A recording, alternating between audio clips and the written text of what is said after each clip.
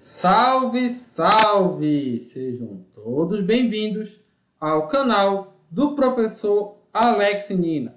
Vamos falar hoje de princípios da contabilidade. Então, são 6 princípios básicos que nós vamos falar dessa aula aqui. Princípios básicos é até redundante, mas 6 princípios. O da entidade, continuidade, oportunidade, registro pelo valor original, competência e prudência. Então, vamos um por um.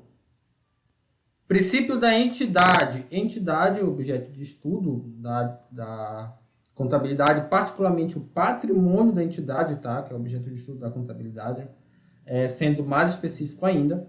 Então, é o princípio de que há uma diferenciação de um patrimônio particular no universo dos patrimônios existentes, independentemente de pertencer a uma pessoa, sociedade ou instituição de qualquer natureza ou finalidades, com ou sem fins lucrativos. Então, a entidade ela tem um patrimônio particular. E é um dos erros mais comuns, principalmente em empresas ou empreendimentos ou negócios informais, melhor dizendo, você confundir o patrimônio da pessoa física com o da pessoa jurídica. Então, o cara tem um negócio, mas ele, ao mesmo tempo, tem outra fonte de renda. Sei lá, trabalha um funcionário público que tem um negócio informal, ou alguém da família, ou algum parente, né, algum amigo, ele ajuda aquela empresa em algum momento, né, ou ele usa a fonte de renda, essa outra fonte de renda, e coloca no caixa da empresa para fazer capital de giro momentaneamente, né? Faz empréstimo informal. Então, ou a pessoa pega do seu próprio salário da empresa do Prolabore e coloca na instituição, sem fazer a contabilidade disso. Ou seja, a pessoa confunde o dinheiro da empresa com o dinheiro seu, né? Chega um determinado momento que não sabe, ou em casos piores, pega o dinheiro da empresa e vai viajar sem prestar contas disso, né? Ou pega emprestar dinheiro da empresa para depois pagar, e isso acaba prejudicando todo mundo. Então, a contabilidade parte do princípio bem claro de que o patrimônio do sócio não se confunde com o patrimônio da empresa. Inclusive, se a empresa é limitada, quando a empresa entra em falência e tem os devedores dela, você não pode cobrar dos donos dela, tá? A dívida, se a empresa faliu, acabou ali. Ah, mas e os credores vão ficar lesados? Vão, porque eles fizeram negócio com uma empresa e antes de você fazer negócio com qualquer pessoa ou empresa, você tem que fazer uma análise de risco. E aí você vai fazer negócio. Pensa naquele teu vizinho caloteiro, naquele teu colega caloteiro. Você vai fazer negócio com ele? É um risco que você está assumindo. Então, se ele não te pagar, o erro foi seu, sabendo principalmente da fama dele, né, de como ele era.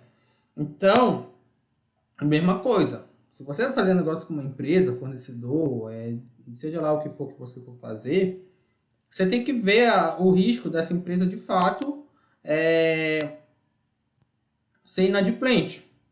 Então, ela pode estar toda quebrada, é claro que existe uma ordem quando você vai fechar uma empresa da hierarquia para quem você vai pagar. Então, primeiro são os funcionários, ela tem que pagar quando a empresa resolve fechar, uma burocracia só, tá? Ela tem que pagar primeiro os funcionários, se sobrar dinheiro vai pagar os credores, tem tipo de credores, tem uma hierarquia, e por último são os acionistas, se sobrar dinheiro. Então, geralmente não sobra, o risco maior é do dono, mas também assume o risco quem faz negócio. Então, só que quando a empresa é limitada, acabou aí. Agora, quando é uma empresa ilimitada, o que acontece? Se a empresa não tem mais recursos para pagar seus credores, seus devedores, no caso, né? Aliás, credores, né? Aquilo com o qual ela tem dívida. Aí vai para o patrimônio do sócio. Não é que se mistura as duas coisas. É só nessa situação que o sócio assume responsabilidade pelas operações da empresa, tá bom? E aí sim pode ser penhorado os donos do sócio, quando é empresa ilimitada, tá bom? Mas se é empresa limitada, não. É até uma forma de proteger o patrimônio das pessoas. Imagina uma pessoa que investiu numa empresa, acionista, não faz parte da gestão. Aí, de repente, a empresa ficou com uma dívida. Agora eu vou cobrar do patrimônio daquela pessoa? Não. Por isso que quando você investe numa empresa, por exemplo, via Bolsa de Valores, o máximo que você pode perder, se for uma operação comum, tá? Tem vários tipos de operação, mas a operação mais habitual é o quanto você investiu. Comprei R$400 em ações do Itaú. Deu uma zebra enorme, o Itaú entrou à falência, as ações foram para zero. E aí eu perdi os R$400, tá? Mas eu não posso perder mais do que isso. Há outras situações no mercado que eu posso perder mais do que eu investi, quando você trabalha com opções, algumas operações um pouco mais complicadas na Bolsa de Valores. Mas não é esse o caso, né? Venda descoberta, quando você faz venda descoberta. Então, beleza. Tá? Então, entendido? Patrimônio da empresa é uma coisa, patrimônio da pessoa física é outra. Tá? Esse é o primeiro princípio da contabilidade. O princípio da continuidade pressupõe que a entidade continuará em sua operação no futuro. É um princípio que, em muitas situações, é utópico, porque a gente sabe que muitas empresas fecham. Só que não é por conta desse utópico que você já vai fazendo a contabilidade, já vai criar uma empresa pensando em quando ela for deixar de existir. Ninguém cria uma empresa para falir. Você pode até criar uma empresa para vender. Existe isso. Vou criar uma empresa, quando ela chegar em determinado nível de valor, me oferecerem X, eu vou vender. O pessoal que criou o Instagram fez isso. Vendeu em 2 anos a empresa. Porque às vezes não é negócio você não vender para um player maior e querer competir com ele. E quando você vende, você embolsa esse valor. Claro que quando você cria uma empresa, ela tem um valor, quando você vende, ela vai ter um valor maior. Essa é a ideia, né? Ou então você pode vender porque realmente o valor você não tem como competir e a melhor opção é vender. Vender abaixo do que ela valia, como foi o caso do Yahoo. Mas, sendo então levado em conta a mensuração e a apresentação dos componentes do patrimônio nessas circunstâncias. Toda a parte de você apresentar o patrimônio, de você colocar, por exemplo, as projeções dos passivos de longo prazo. Né? Muitas empresas têm dívidas de longo prazo altas, ou ativos também, né, de longo prazo, valores duplicados a receber de longo prazo. Tenho aí uma concessão aí que uma empresa pode ganhar de 30 anos, então durante 30 anos ela vai receber, uma companhia elétrica, aquele determinado valor do governo corrigido. Poderia deixar de existir, mas você vai partir do pressuposto de que ela vai existir daqui a 30 anos. Isso é muito importante para avaliar o valor da empresa. Por quê? Há muitos métodos de avaliação, não há um consenso na literatura, eles são baseados na projeção do fluxo de caixa futuro da empresa. E aí você projeta, inclusive o método mais conhecido, baseado na projeção do fluxo de caixa futuro ad infinito. Tá? Então, seria o máximo? Não, porque você tem a taxa de desconto. Então, o método ele é assim, um dos métodos mais famosos. Então, você parte do princípio que a empresa não vai falir na perpetuidade, né? Vamos lá. Princípio da oportunidade. Refere-se ao processo de mensuração e apresentação desses componentes patrimoniais, destes aqui, né? Vou colocar 2 componentes patrimoniais, tá? Fica melhor. Para produzir informações íntegras e tempestivas. Então, é o princípio de que os componentes patrimoniais apresentados nos relatórios, eles são íntegros, tá? E aí é com base nesses elementos patrimoniais que você vê uma oportunidade aí de negociação de investimento naquela empresa, ou de venda, né, da parte da empresa, enfim, todas as negociações que acontecem no meio empresarial, tá? Essa informação de forma geral. Vamos ver o princípio do registro pelo valor original. Então, determina que os componentes do patrimônio, aquelas contas do balancete que a gente viu em aula anterior, devem ser inicialmente registradas pelos valores originais da transação, expressos na moeda nacional. Então, uma vez que o patrimônio foi integrado, os componentes patrimoniais, sejam ativos ou passivos, podem sofrer variações decorrentes dos seguintes fatores. Então, vamos lá para os fatores primeiro. Custo corrente. Os componentes do ativo são reconhecidos pelos valores em caixa ou equivalentes caixa, que teriam que ser pagos se esses forem adquiridos na data ou período das demonstrações contábeis. Deixa eu dar um espaço aqui. Já os passivos são reconhecidos pelos valores não descontados, que seriam necessários para liquidar a obrigação na data ou no período das demonstrações. Então, às vezes você tem uma dívida de longo prazo e seu credor pode lhe oferecer um desconto para quitar no curto prazo essa dívida. Um desconto que seria melhor, mais viável do que você esperar pagar parcelado, por conta que um desconto maior do que a taxa de juros que você está pagando, né? A taxa implícita, que seria a taxa que você está ali investindo, né? Tem a taxa explícita e a taxa implícita. Enfim, é um pouco complicado, mas às vezes esse desconto que alguém está te dando para te antecipar o pagamento é viável, tá? Imagina que você deve aí R$ 1.000, mas deve de 10 vezes esses R$ 1.000, né? A curto prazo até, considerando para a contabilidade. Então, 10 parcelas de 100. Você vai pagar 100, os 900 que vai ficar com você, para você não quitar, ele vai estar rendendo em outra conta. Tá? Você vai colocar ele rendendo num investimento em um título público. Se a Selic está ali 10%, está quase para bater isso aí hoje, né? Janeiro de 2022, quase fevereiro, aí vai ser vantagem você não pagar logo esse dinheiro, porque você vai deixar rendendo R$ 900, rendendo 10% ao ano, né? 10% ao mês. Tá? Mas, digamos, calcula aí para 0,8%. Né? Então, rendendo aí uns R$ 80, mais ou menos 70, R$ 100 por mês. Então, é claro que você não vai pagar esse dinheiro logo. 75 não, é 7,50. Achei muito alto 75, né? Seria R$ 750 por mês, né? Você não vai pagar logo, a não ser que o teu credor venha e diga, olha, tua dívida tá 1.000, mas se tu quiser quitar logo, eu deixo você quitar por 800. Aí você já vê que é viável. Porque eu falei 750, mas lembra que você tem 900. Aí no outro mês você só vai ter 800. Então o que você vai estar ganhando de juros vai diminuindo conforme o tempo. Então não vai chegar ali a R$ 90, né? Não vai chegar a R$ 80. Aí se ele está te oferecendo R$ 200 de desconto, o que você vai ganhar mantendo esse dinheiro e investindo é menos. Então é melhor você aceitar o desconto, se você tiver caixa, né? Se você tiver como pagar, é melhor. Tudo isso pode interferir no valor do passivo, por exemplo, da sua dívida, né? Quanto ele está te oferecendo desconto, quanto é a taxa de juros que está rendendo, o dinheiro de você não pagar esse passivo, enfim. Só que o princípio da contabilidade é que que você não vai levar em conta esses cálculos, tá? Você não vai considerar o valor não descontado, nem que seria necessário para liquidar as obrigações.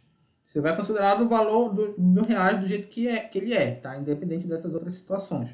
A mesma coisa do ativo. A gente falou na aula passada que um automóvel é um exemplo de ativo. Só que o automóvel, ele tem um valor X, quando ele sai da fábrica, ele tem X menos 2X. Brincando, né? X menos Y.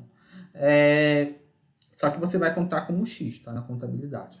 Mesmo que depois você vai vender e aí tem uma depreciação, também um lançamento contábil desse ativo, ok? Então, isso existe. O ativo poderia valorizar. Imagina que você tem um imóvel, está localizado numa região ali, a entidade tem um imóvel, está localizado numa região que valorizou. Então, o ativo valorizou ao invés de depreciar. Muito mais por causa do terreno do que por conta do imóvel em si.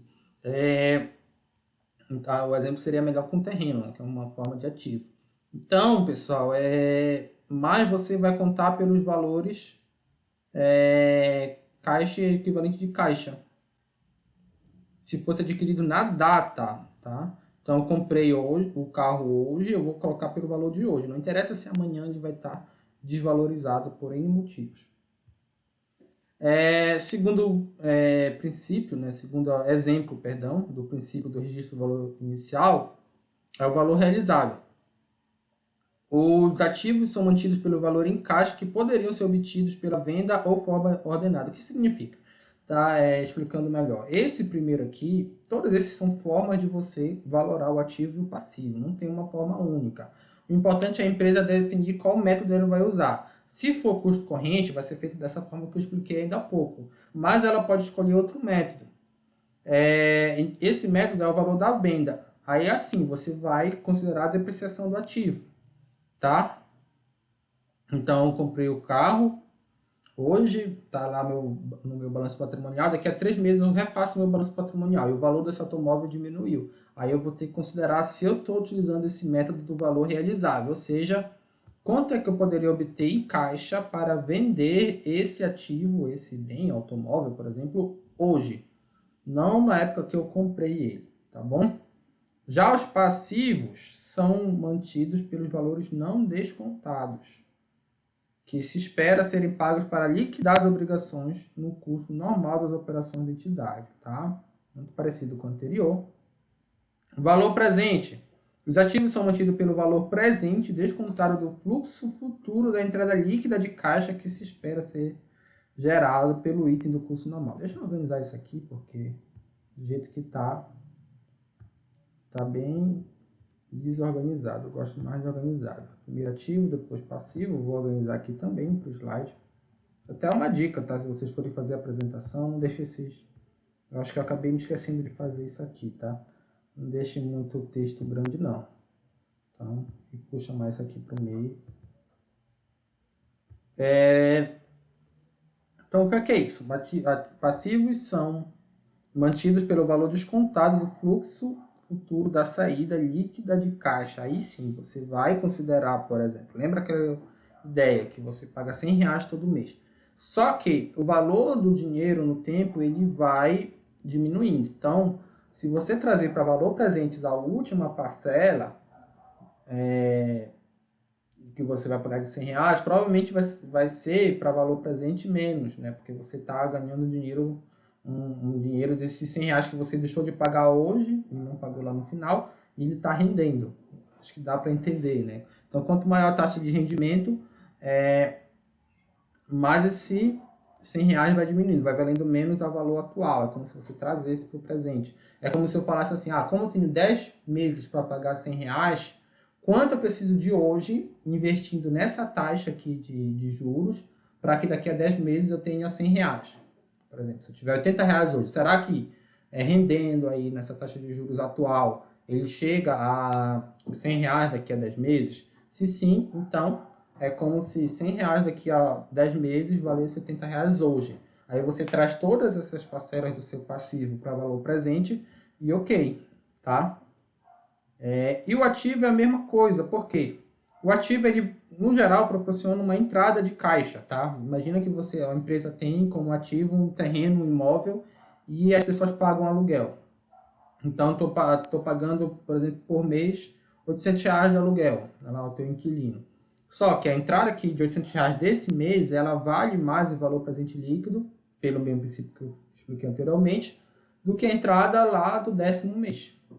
Porque aqueles R$800 que você ganhou, está ganhando daqui a 10 meses, se você trazer para o valor presente, ele é menos, né? Digamos que seja R$720, né?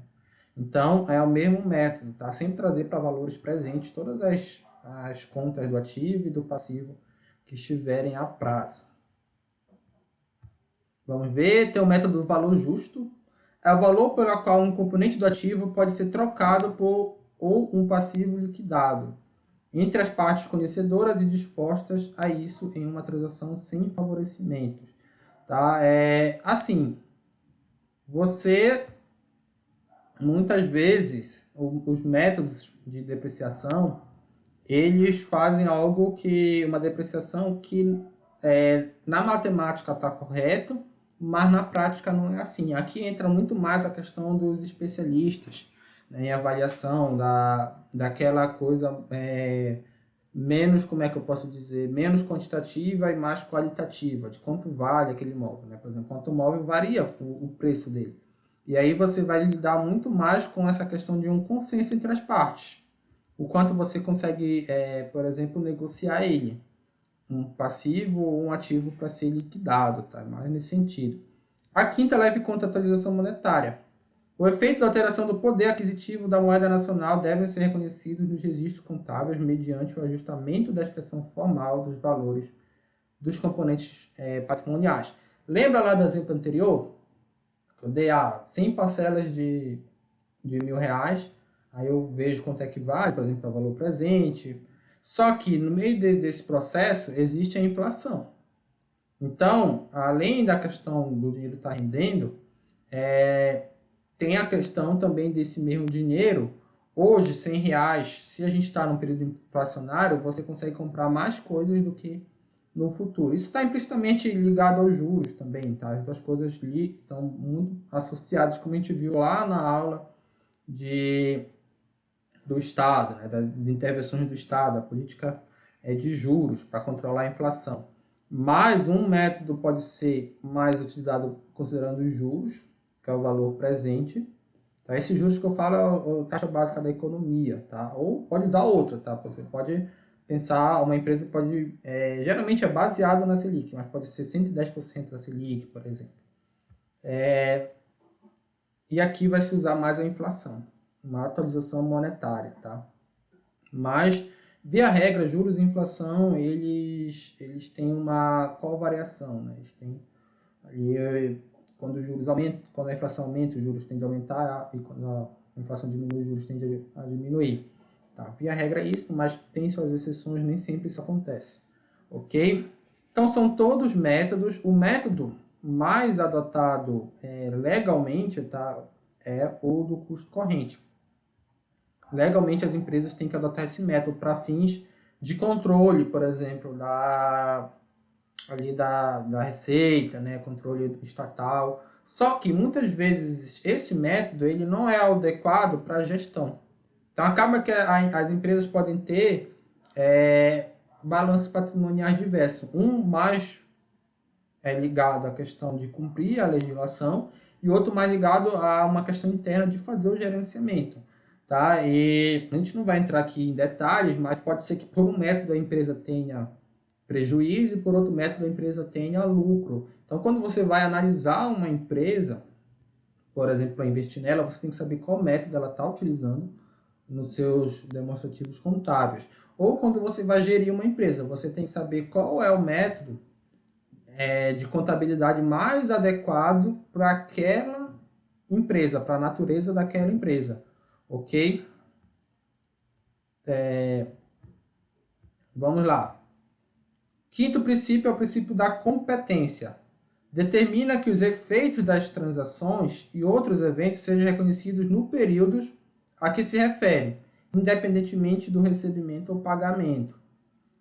Então, existe, que a gente falou em contabilidade, o regime de caixa e o regime de competência. Esse é o princípio da competência. Então, minha empresa vendeu um produto a prazo, né? Vendeu um produto de R$ 1.000 por 10 vezes. E aí, eu coloco lá no meu regime de competência R$ 1.000, tá? No período em que se refere. Claro, se eu estiver falando de regime de caixa, vai ser R$ 100. Ou nem isso, né? Vai ser R$ 100 no outro mês. Porque aí o cliente paga só no outro mês. Então, ele também pressupõe a simultaneidade do confrontamento de receitas e despesas correlatas, tá? Então, receitas e despesas correlatas é assim, o prazo das receitas e das despesas. Quando você faz um fluxo de caixa projetado, a empresa pode ter tanto contas a pagar a prazo quanto contas a receber a prazo. Aí você vai fazer o fluxo de caixa. No próximo mês, quanto é que ela vai ter que pagar ou receber? E assim por diante. Você faz mês a mês, ok? Mas nesse caso aí, quando você faz a caixa, quando a gente está falando de competência, é importante também que você veja, independente dos prazos, né, como é que está a competência. Porque, por exemplo, a empresa pode ter ali no primeiro momento um caixa suave, mas se você olhar para a competência, no futuro ela tá se formando uma bola de neve, uma dívida. Então as duas coisas têm que ser olhadas, tá? Vamos lá. Sexto princípio da prudência. Determina a adoção do menor valor para os componentes dos ativos, tá? E do maior valor para os do passivo. Sempre que se apresentarem alternativas igualmente válidas para a quantificação de mutações patrimoniais que alterem o valor do patrimônio líquido. Mutações patrimoniais é o seguinte: quando você, por exemplo, tem lucro operacional não, lucro final, né? Lucro líquido final dentro das operações da empresa, né? Ou seja, tem mais receita do que despesa e, em geral, tá? Considerando imposto e tudo mais, sobrou um dinheiro para a empresa. Para onde vai esse dinheiro que está sobrando? Ele vai o ativo ou o passivo? Nenhum dos dois, ele vai para o patrimônio líquido. a gente chama mutação patrimonial. Como a empresa lucrou, o patrimônio líquido dela aumentou. Por isso que muitas métricas de valorizar a empresa consideram o patrimônio líquido. Inclusive, a métrica clássica do Benjamin Graham, do Warren Buffett, ele considera que uma empresa está barata na bolsa quando ela está abaixo, seu valor por ação, seu preço por ação está abaixo do valor patrimonial por ação. Tá? Mas isso é apenas um dos métodos. Então, quando a empresa lucra, esse lucro, quando você faz a mutação aí patrimonial, que é esse o termo correto, ele vai para o patrimônio líquido. Agora, se a empresa tiver prejuízo, esse prejuízo também vai diminuir o patrimônio líquido, tá? Então, e o patrimônio líquido, muitas vezes, ele é dito como sinônimo do patrimônio dos sócios, tá? Só que o valor de uma empresa, geralmente acima do patrimônio líquido, principalmente quando uma empresa tem uma grande perspectiva de crescimento, porque existe um ganho que tem decorrente justamente desse ganho futuro, tá? Então, a empresa tem um fluxo de caixa positivo no futuro, provavelmente ela vai estar sendo negociada acima do patrimônio líquido. Ou pode ser uma arrecadação maior de clientes, um aumento constante aí da receita ou do lucro líquido. Geralmente esses dois aí componentes, mas tem o lucro operacional, tem outros, tá? Mas o importante aqui para essa aula é dizer que toda vez que a empresa, lá na DRE, quando você lembra dos dois principais relatórios, DRE e balanço patrimonial, quando a DRE é de fluxo, o resultado final da DRE ele vai para o balanço patrimonial através da mutação patrimonial. Tá? Quando você passa o resultado da DRE, lucro, prejuízo, para o balanço patrimonial. Ok. Agora, o que importa mesmo para o princípio é essa primeira parte aqui. Ó. Determina a adoção do menor valor para os componentes do ativo e do maior para o passivo. Por isso que é prudência. Os ativos, eles são aquelas coisas que contribuem para o aumento do patrimônio líquido. Então, você é prudente quando você avalia o teu ativo pelo menor valor possível. A empresa lá tem um carro. Claro que tem vários métodos de você avaliar, mas geralmente é estimativa, até mesmo dentro dos próprios métodos. Esse carro pode valer de 30 a 40 mil. Pelo princípio da prudência, você vai avaliar ele como 30 mil. Tá? Agora, a empresa tem ali uma dívida, né, que é um passivo. Essa dívida pode ser que eu consiga negociar. Então, pode ser que ela vá, né, e dependendo também das taxas de juros, digamos, ali de 10 a 20 mil. Só que, pelo princípio da prudência, por ser um passivo, eu vou considerar que ela vale 20 mil.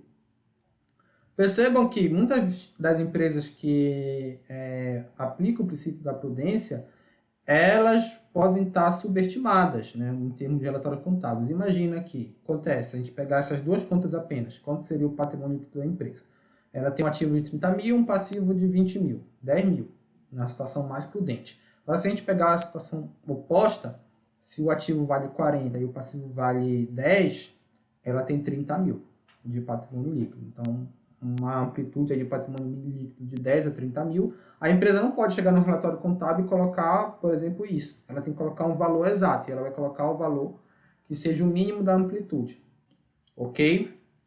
Claro que na prática, como a empresa quer mostrar bons resultados para os seus acionistas ou potenciais investidores, para outras pessoas investirem nela, nem sempre esse princípio ele é cumprido, tá? Mas o ideal é que se cumpra esse princípio, inclusive para a questão também dos órgãos de fiscalização, tá? Eles podem ficar atentos para isso. Então, aqui as principais referências dessa aula nós temos utilizado, tá? Aqui, fica em negrito, tá? E aqui também. Então, Seulings, significados, aqui que é um site, e o jornal contábil também, que nós utilizamos aqui nessa aula. Bom, espero que tenham gostado. Até a próxima.